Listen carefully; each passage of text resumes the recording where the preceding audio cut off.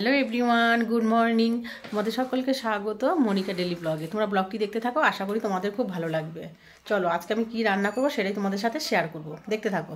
বাজার থেকে ফুল কিনে নিয়ে এসেছি, ফুলগুলো নামিয়ে নিলাম। আর এই প্যাকেটের মধ্যে বেলপাতা, আমের পল্লব, তুলসী পাতা, দুব্বো, পান সমস্ত কিছু থাকে। এখন তো আর বেশি গাছে ফুল ফোটে না, এই জন্য বাজার থেকে কিনে আনতে হয়। মাছটা নুন, হলুদ, লঙ্কার গুঁড়ো দিয়ে মেখে রেখেছি। আর এখানে ছোটো ছোটো করে আলু কেটেছি, আর পেঁয়াজ, আদা, রসুন আর টমেটো সমস্ত কিছু রেডি করে নিয়েছি। এখানে লোটে মাছটা রান্না করব। এখানে দেখো চাপ চাপ করে কতগুলো আলু ভেজে নিয়েছি।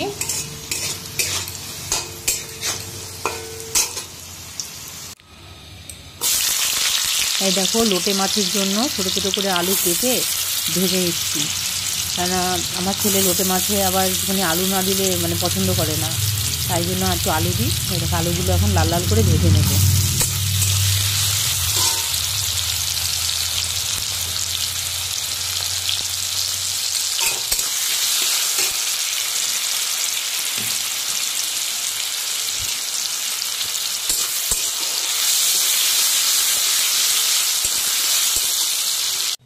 এই দেখো আলুগুলো ভাজা হয়ে গেছে। এখন আমি এই জিরে ফোড়ন দিলাম, তারপরে পেঁয়াজ কুচি, টমেটো কুচি সমস্ত কিছু দিয়ে দেবো, লাল লাল করে ভেজে নিয়ে তারপরে মশলাটা দিয়ে দেবো, দেখতে থাকো।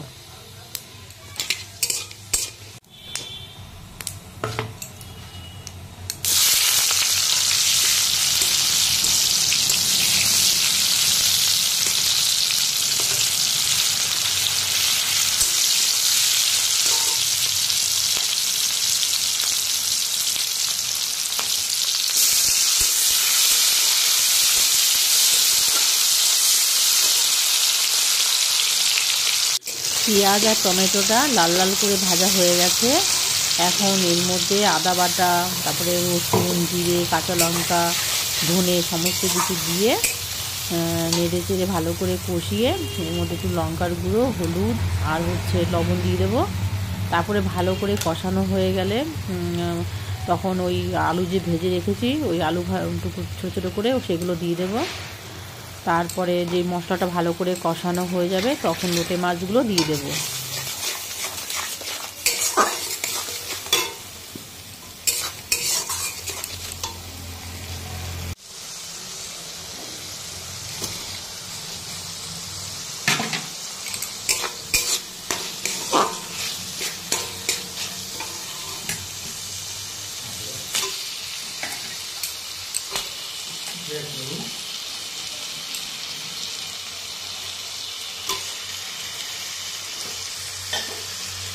এই দেখো লোটে মাছগুলো সব দিয়ে দিলাম। আগে থাকতে লঙ্কার গুঁড়ো, তারপরে হলুদ, লবণ দিয়ে মাখিয়ে রেখেছিলাম।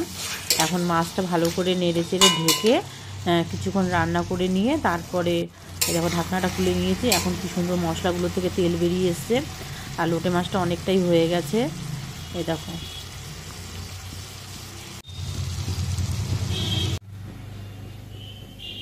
এই দেখো লোটে মাছটা রান্না করা হয়ে গেছে, নামিয়ে নিয়েছি। দেখতে কেমন হয়েছে অবশ্যই কমেন্ট করে জানাবে। আর এই লোটে মাছটা আমার ছেলে খেতে ভীষণ ভালোবাসে, তাই জন্য প্রায়ই এই লোটে মাছটা রান্না করি। আমারও ভালো লাগে, তবু আজকে বৃহস্পতিবার আমরা খাইনি, আমার ছেলে খেয়েছে। বেগুন, আলু আর এই শিম সমস্ত কিছু দিয়ে একটা নিরামিষ ঝোল রান্না করব। আলুটা ভেজে নিয়েছি, এখন শিমটা ভাজছি।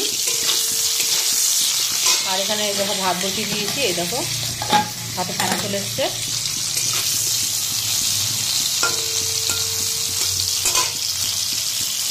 কি কি রান্না করেছি, এখনও রান্না হয়নি, সব কি কি রান্না করেছি সেগুলো তোমাদের দেখাই। আর নিরামিষি ঝোলটা রান্না করার পর তোমাদের দেখাচ্ছি, চলো। এখানে মুগ ডাল রান্না করেছি, মুগ ডাল।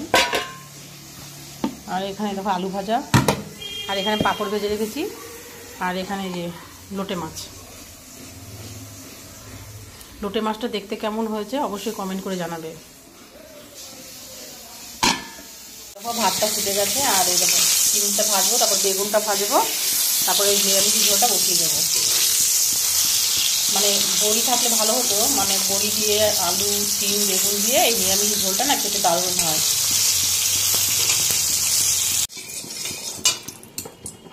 এখন নিরামিষ ঝোলটা বসানোর জন্য শুকনো লঙ্কা, আর 5 ফোড়ন।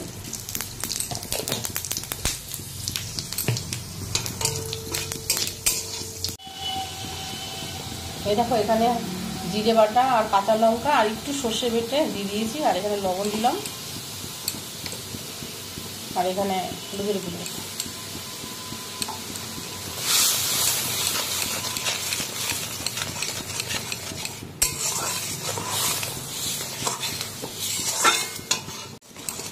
এই দেখো এই মশলাটা দেওয়ার পর এই সব সবজিগুলো দিয়ে দিলাম।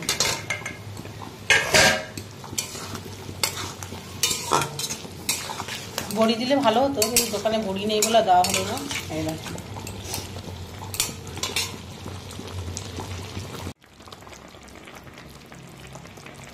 সমস্ত কিছু রান্না বান্না করে নেওয়ার পরে আজকে তো বৃহস্পতিবার, তার জন্য মানে তাড়াতাড়ি করে স্নান করে পুজো দিয়ে নিলাম, ঠাকুর লক্ষ্মী মার ঘট পাতলাম, তারপরে দেখো পুজো দিয়ে নিলাম।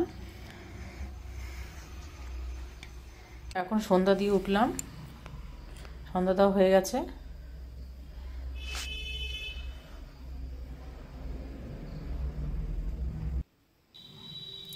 এখন আমার সন্ধ্যা দেওয়া হয়ে গেছে, দুপুরবেলা পুজো দিয়েছি, তখনও তোমাদের সাথে শেয়ার করেছি।